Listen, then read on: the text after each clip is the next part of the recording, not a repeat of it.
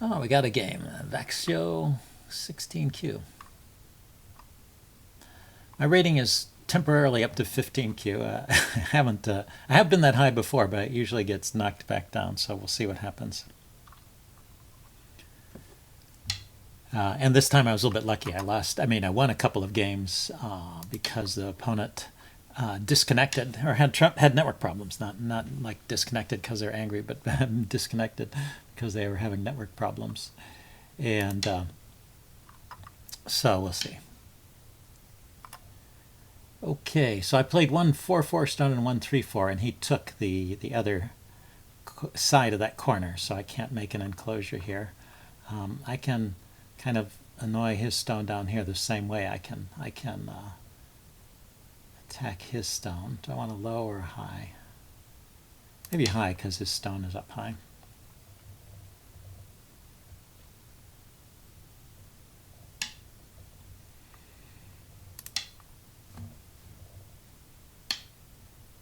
And then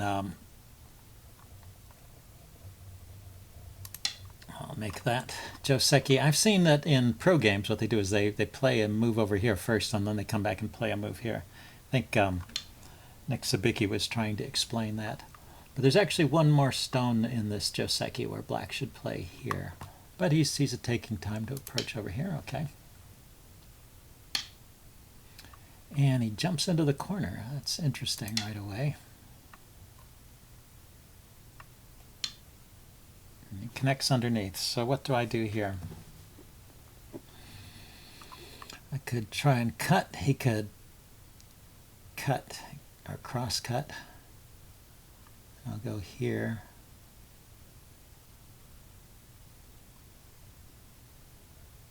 I think that works. If I cut and he cross cuts, I can attack his stone and get one. Okay, so he just plays there, and so he keeps the corner, and I have this.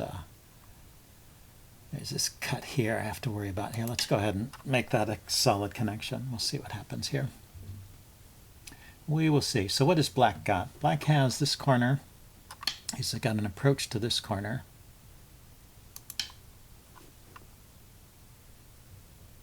Well, maybe I should have played that up higher.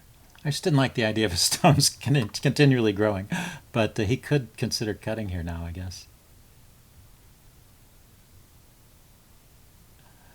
Well, I don't know if there's really time for that. Okay, and then he jumps into the corner here. So this guy likes the corners. He's going to get all four corners, I guess. Well, he doesn't have this corner. That's a 4/4 stone. So he's got this corner, and now he's trying for this one. Let's see. What am I supposed to do here? I think this is a Joseki, but I don't know it. Blocking here seems kind of meek.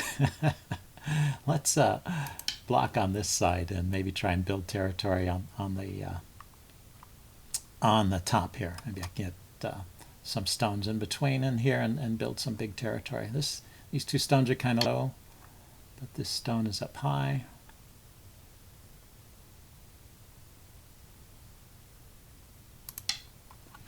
So we'll just put another stone out there. Start to build. I guess it's tough. If your opponent is really determined to grab all the corners, it's really kind of tough to prevent them from doing that, from actually taking them.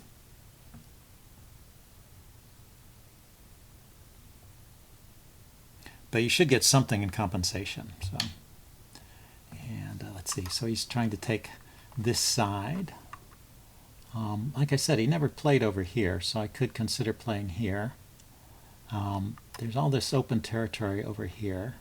I should approach from this side, I guess, and make as much territory as I can on this side. And see how he reacts.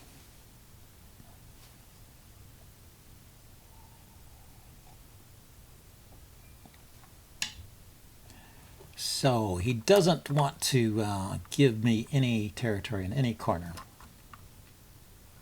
So let's jump out then.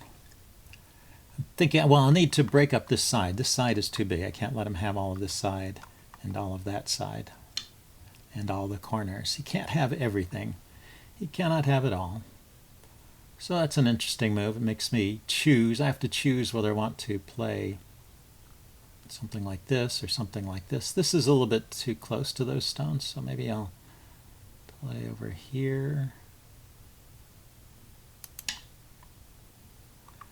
Need to make sure that these stones can live. And yeah, I'm looking at further invasions here and here. Maybe here or here. Something to break up his big sides, as well as building my own territory. And he's looking, this guy, I wonder if he's really higher rated. Sometimes you get hit by these sandbaggers who are really much higher rated. That's a pretty sophisticated looking move. I've seen that in professional games, but and in games where I got beaten. I have no idea how to deal with it, which is why I'm kind of wondering if this guy is really only 16Q. He might actually be much stronger.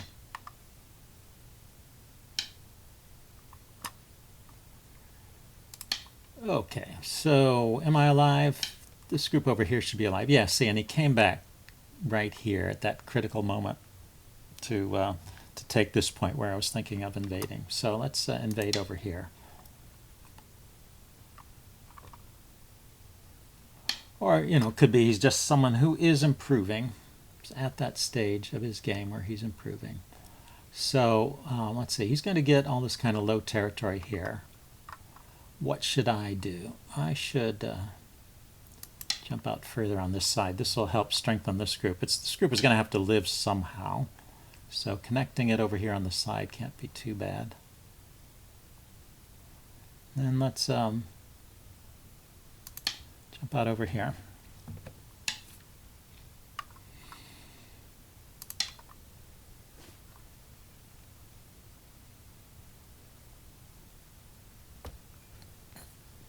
And I should consider placing a stone over here to try and protect these guys. I should consider invading over here.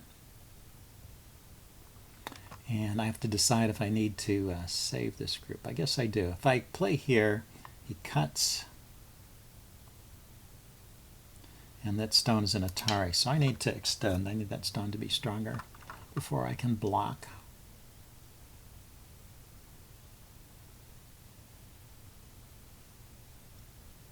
And I don't think I can just give these stones up. This will be big trouble here if I give up too much here. Let's see. If I play here to try and connect with these guys, he will cut. Can block. 10, 9. I think that's still possibly okay for me. 9, 8. He can cut here and here. And I can catch the stone that cut. But he can cut on one side and I'll catch one stone and then he cuts on the other side. Typical, when you have this weakness where there's cuts on both sides, you know, black can sacrifice on one side 8, and 7, cut on the other side. 6. Yeah, so 5, he is 4, trying 3, to kill this group. 2, So let's 1. jump out here.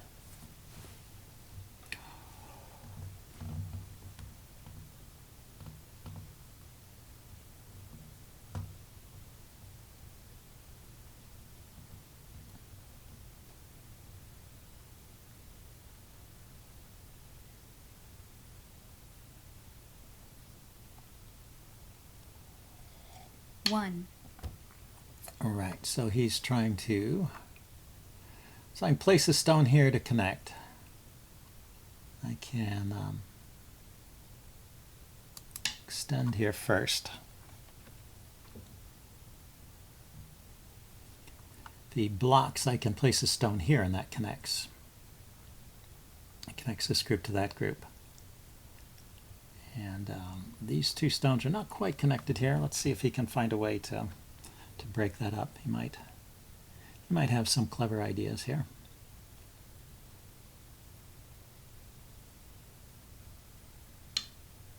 Yeah, so he placed there. So my idea was to place a stone here so that, you know, he can cut here or here, but he can't cut both of them. So these three stones are connected to these. And now I just... So he's going to go that way. That's his idea. So he'll force me to decide. He'll cut here. Oh, he didn't play it that way. This is possibly even better.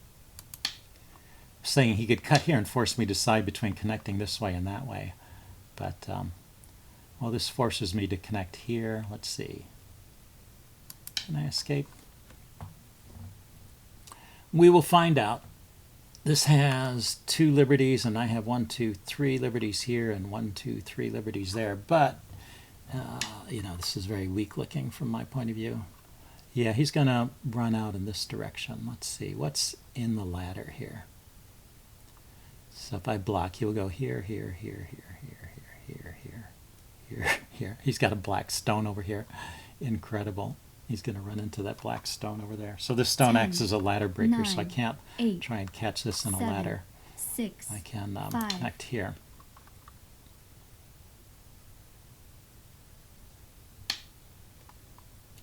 And I can step out this way. And I can attack this. Maybe, okay, so maybe he's not as strong as I thought, because he is sacrificing those 3 stones and letting this group live. Maybe he's just an aggressive player and I don't react well to that. So let's go ahead and take those.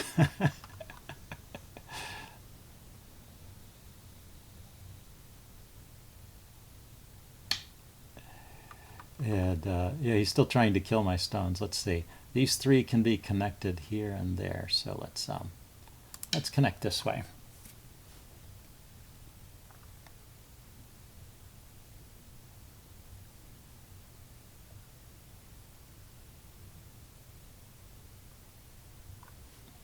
So now he left these cutting points. That's what happens when you attack too closely and you don't succeed in killing. That's why stronger players, they don't like to attack with the intent of killing. They attack from a distance with the intent of gaining territory or some other thing. So I have this Atari here. Let's see if I can use all of this to live. He's still trying to kill me. And this Atari here. And now I'm connected to this side. So that's good.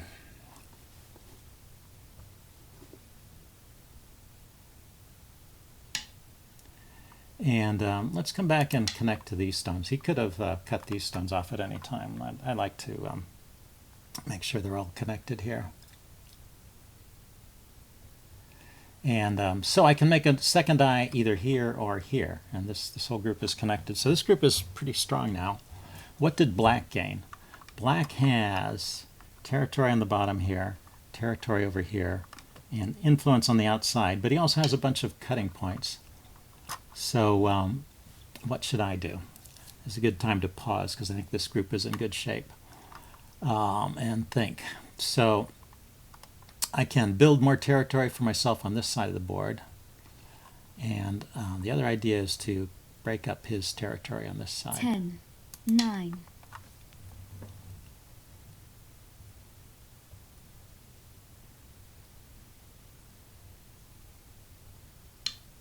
And okay, so he's going to run out here. Let's see. He's got this kind of weak group here. Maybe I should be thinking about attacking his weak groups, huh? That's what they say. This is just 1 stone here, so that's light. I don't have to try and save it, but maybe if I do save it, maybe I can use that to attack these 10, stones. 9, 8, 7, But 6. well, let's just run out here. I mean, these stones I think will be strong. If they could, maybe he can cut them. Maybe he can cut these stones from these stones. That might be a strategy for black. Let's see, is he trying to do that? So let's stop this. I want to build a wall here and build territory over here too if I get a chance. And let's see if he lets me do that.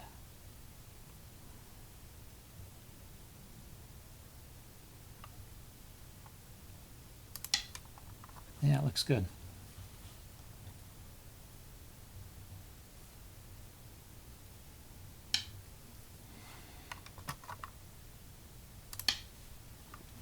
He's going to try and live inside over here. That's interesting.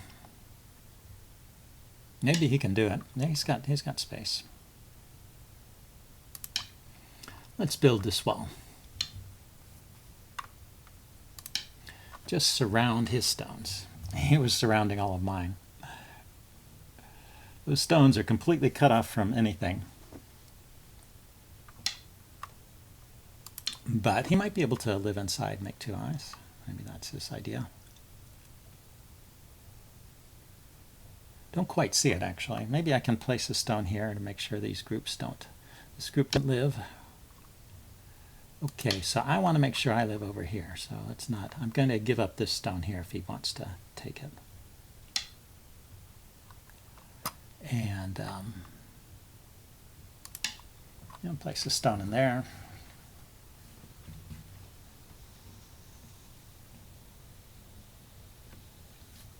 And maybe I can come in here and take territory away from this corner, this really big corner that he's got. I can come in under here, and let's go there. Ah, I see his idea. He wants to connect underneath to these stones. Let's cut.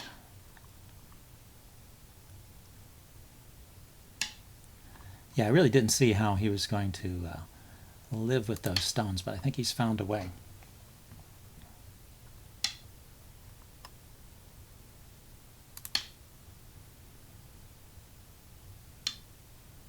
And yeah, and I lose my 3 stones there.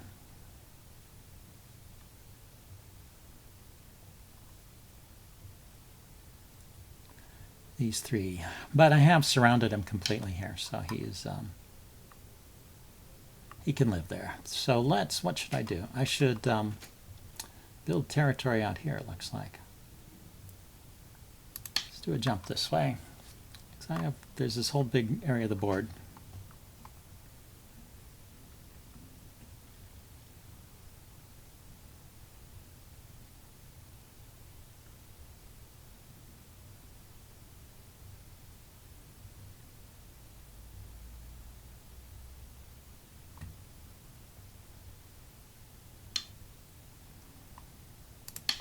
Let's keep this wall over here.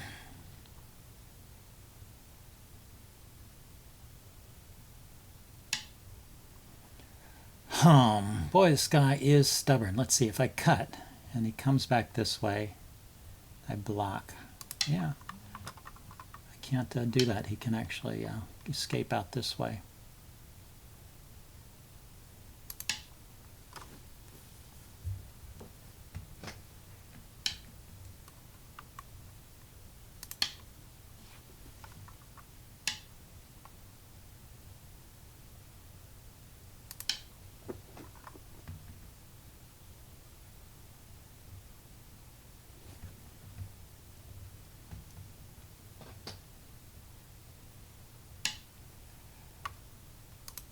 Yeah, actually, maybe I missed an opportunity there. I could have attacked those 3 stones and then cut over here. Let's see if I can make this group in the corner uncomfortable. How much space does he really have anyway?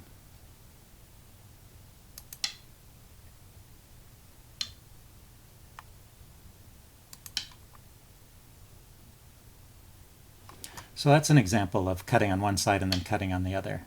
Let's see, it allows me to take this stone if he defends that cut. Or if he takes this stone, I can attack this group and win it. So he had to give that up. So now, does he really have enough to live over here? Yeah, he doesn't. He lost that corner. Okay, so I feel like the tide is turning here somehow. It's feeling kind of bad when he managed to live over here. But I think this is a good victory for me. He cannot live in the corner here. Yes, he can do that. So let's see if that's any good. And once again, he likes to just try and make life inside everywhere, huh?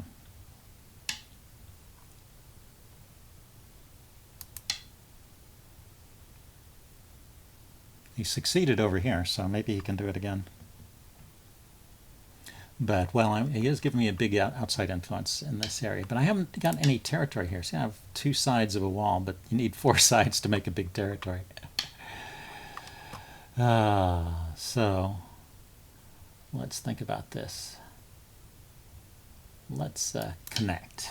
I need to connect to make sure this group doesn't get attacked and cut off. And he is going to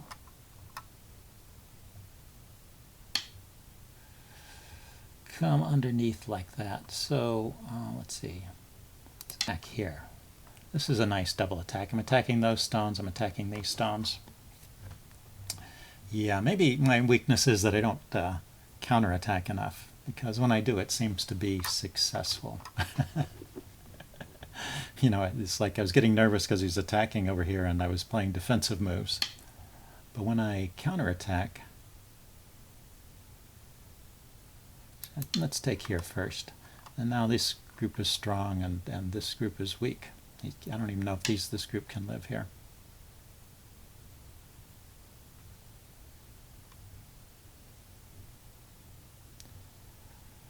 And he's going to try and find a way, so let's see if we can stop it. Let's take this stone.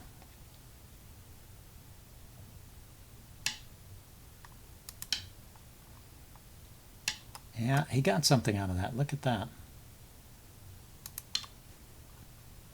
He did manage to capture those stones, but I'm getting these stones over here, so that is all good.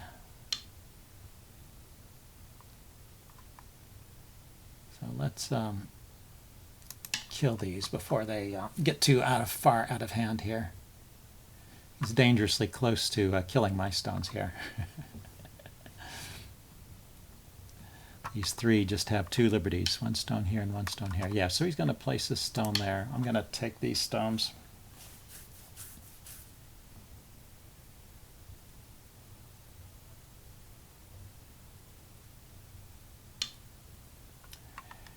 And let's see what I can do now. And let's count the territory. He has still, I only have a little bit of territory here and a little bit here. And he has a pretty big thing here and a pretty big corner here. And now he's eating up all my territory in the center. But I have this corner, and I have space over here. I wonder if I can use it to attack and harass these stones. Build some territory over here. Or I could jump in the corner over here. 10, 9, 8. Let's see how he responds to this move.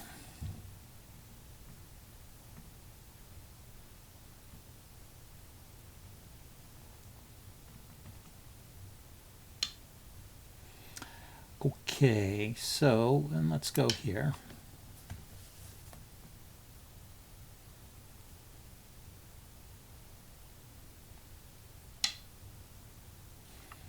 Aha, okay, so he wants to defend that way.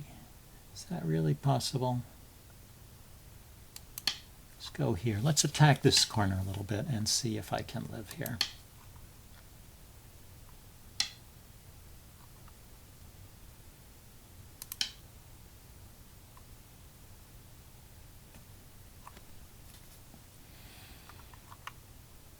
Maybe not. You know, maybe that's a wasted move. So at that point, I lost the game. If you saw that message, I had a problem submitting my next move. Let's see, the move I was trying to play was over here.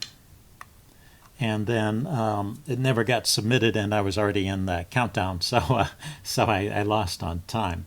Anyway, I counted up the points afterwards, and just did it by hand. This area is a little too open for the computer to give an accurate estimate. If I give all of this area to black, then black wins by about 20 points. I estimated this area was worth about 30 points when I did my calculation. So really it all comes down to this area at the end. Let's go back to the beginning. Maybe I can take this opportunity to look at some of the turning points of the game. I thought it was a pretty interesting game. I'm sorry it ended that way, but well, I wanted to show you I had hit 15Q at one point, and I'm now, since that loss, I'm now back to 16Q. And then there's just a couple points I wanted to make about the game. This is the first one. This move here is actually more commonly white will throw in a move over here. And then if black responds, then white will play this move. And then black will finish the Joseki with something like that, and white can jump out over here somewhere.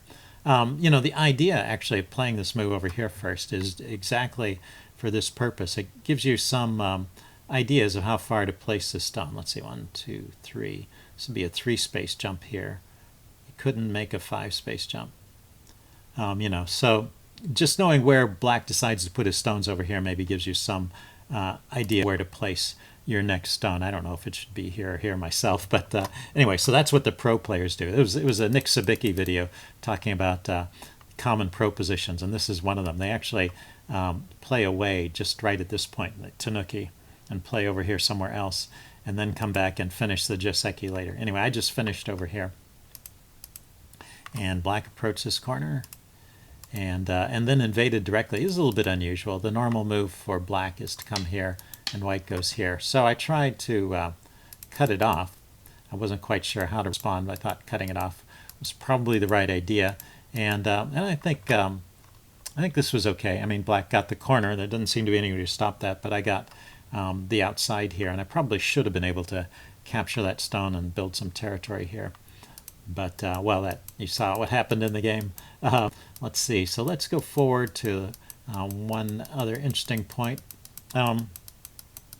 Black, you know, I thought black was doing pretty well. I mean, he was trying to kill all my groups. I played one game once against a player who was sandbagging. He was actually a one-dan player, and he was had a 20 Q rating, and so I just got destroyed. And you know, that was the way. One of the things he did was he invaded all of my little places where I was trying to build territory and killed them. So I was thinking, you know, when this guy was trying to kill this group, that he was actually a really strong player and he had figured out how to kill this entire group. But it turns out he's just a regular player like me, and makes mistakes, and he wasn't able to kill this group.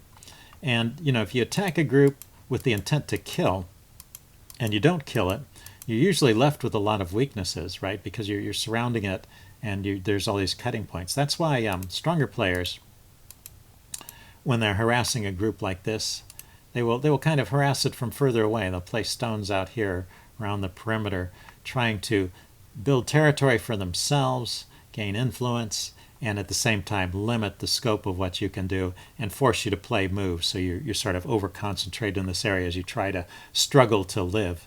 But with the direct attack, you know, I did manage to live over here, and there were still these cutting points left behind. So I was actually not only able to live, but I was also able to break out a little bit. But he did get a lot of influence in this direction. So I think overall, I mean, I survived, and I have this wall over here, so I have some influence over here. But this is not worth very much, obviously, since he's got the corner. And at the same time, he's built this wall here, and he's got a facing wall here. I didn't really appreciate this setup. But if you saw at the end, this area, I gave it a value of 30 points. You can see he's already starting to build that. Anyway, let's go forward to another point. You know, I invaded over here and you know, reduced his potential on this side, I think.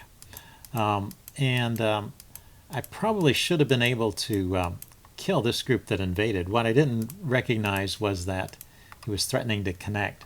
And once he's connected this group to this group, it's now almost impossible to kill. So we back up one move. Right at this point, when he played there, I should have probably gone there. You know, I was worried about him breaking out. He could, if he tries to break out this way, though, you know, I can cut it off. This still has enough liberties that he can't actually kill that, and so I'll be able to connect my stones and he won't be able to kill them. Let's see, if he comes this way, I can cut him off like this. He can break out.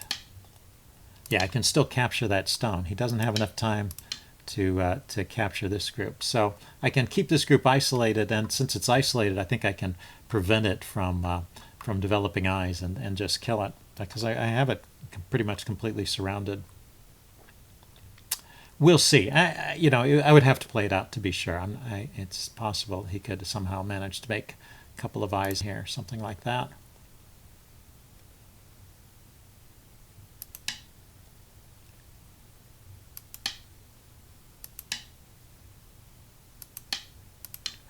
Yeah, I don't know. I think I should be able to kill that group. But, well, we'd have to play it out in an actual game to see what happened. So that was a mistake, letting him live over there. And now my group got captured and he's alive. So, but he makes a mistake over here, and he kind of pushes too hard. So I think, Q players, double-digit Q players like me, have certain weaknesses, and one of them, which is pretty common, is this tendency to overplay, to attack too much and not defend enough.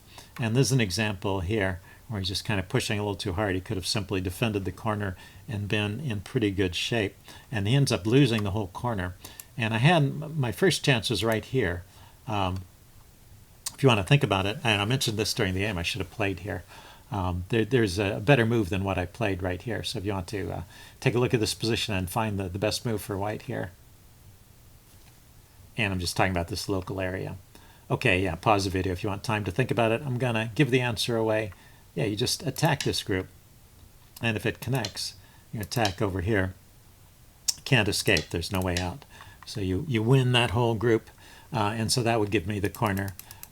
It turned out I got the corner anyway, but it wasn't as quick or convincing. Had to play some clever moves over here, but he still hasn't made life for the corner. So while he was busy attacking me, he wasn't worrying about his own group. And this is a very typical kind of situation where you have two cutting points. And the real cutting point I'm interested in is this one at C17. So the way you play this is you cut at the other point first, and then when black responds, then you cut at the point you want.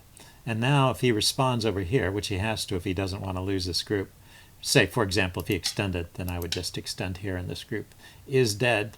So, so he has to respond here to try and live, and now I capture that stone. So that double cutting technique is very useful, and black has a similar ideas over here. He could use a similar tactic against me. So just be aware of that weakness and the technique of the double cut there. But his group is cut off now, so that's dead. So I won the corner in the long run anyway. And then now he once again tried to invade in my area. And this time I managed to kill that group. Managed to keep it cut off so it wasn't connected to the outside, and wasn't connected over here. And because of that, I was able to kill that whole group. But my biggest mistake in the game, so at this point I'm probably doing fine.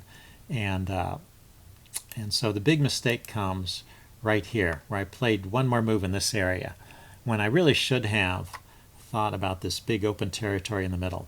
I have ideas in this part of it, right? If I could place a stone out here or here, let's back up. If I could place a stone out here, I could try and make some territory over here. Another idea is to place a stone over here and try and prevent black from building in this area. This, I don't have, this isn't a solid wall. It's kind of a scattered wall, so there's places maybe I could break through. Maybe I could use threats, like I could play a stone here to threaten to connect and bring this guy out and respond. And just get some more stones in the center here. That's one way of playing. Or just directly place a stone here. Anything to get some territory. But instead I played over here. And then he grabs this point. And that really prevents me from building any territory over here. Well, I could still build some, but it really takes away a lot of my potential. And so I really should have responded to that at this point. Maybe jumping out here, something, looking at this direction, and also looking to build something for myself if I can. And I didn't. I once again played over here. So this is an example. Let's back up to the game. Yeah, I once again played over here in this area to make sure that group was dead. And I even played one more stone. Let's see, he played out here, and I took it, and then he went back to the corner. But let's pause and take a look at it. We saw the margin of victory was this group over here, and it's pretty hard for me to invade this area right now. And it was because of those two stones that I let him place, and when I could have been placing stones in that area. So that shows the importance of Sente, and also, pausing to think. I had time. I was in a countdown, but I wasn't even taking the full 30 seconds. I could have paused at that point, particularly after he played this move. Back up one more. After he played his first big move in this area, this should have set off warning bells for me. I should have said, oh, this group isn't escaping, and I need to play something out here to to prevent his group from getting huge. And I didn't. I just continued playing over there. So big mistake on my part, and probably what cost me the game. Let's see. I played some moves in the corner here. This is okay. I'm reducing him. It's his territory, and that's okay. But I probably shouldn't go into the corner. I should probably come back this way, because I don't actually get to keep those stones. He wins the corner. He captured that stone, and yeah. So maybe that Hanai wasn't justified. This stone. Maybe I should have played instead, just at that point. I didn't want him building that big wall, but maybe there's nothing I can do to prevent it. I can kind of reduce it like that. Something like that. I made it a little bit smaller, but anyway, better than giving him extra points by invading and letting him capture. So that was a mistake, playing in the corner here. And then that was right when I lost the connection. I was about to play this move. Yeah, I'd just given up in the corner. I was trying to seal things off. So anyway, it was an interesting game. As I said, I think he won by about 20 points. If I give him 30 points in this area and I don't give myself anything, I could maybe get a few points in here, but not a whole lot. I was giving myself some points over here, assuming that while I attack these different places to try and reduce his territory, I would manage to make a few points, but he still ends up about 20 points ahead. So pretty interesting game. Hope you guys like this, and I'll see you again soon. Bye.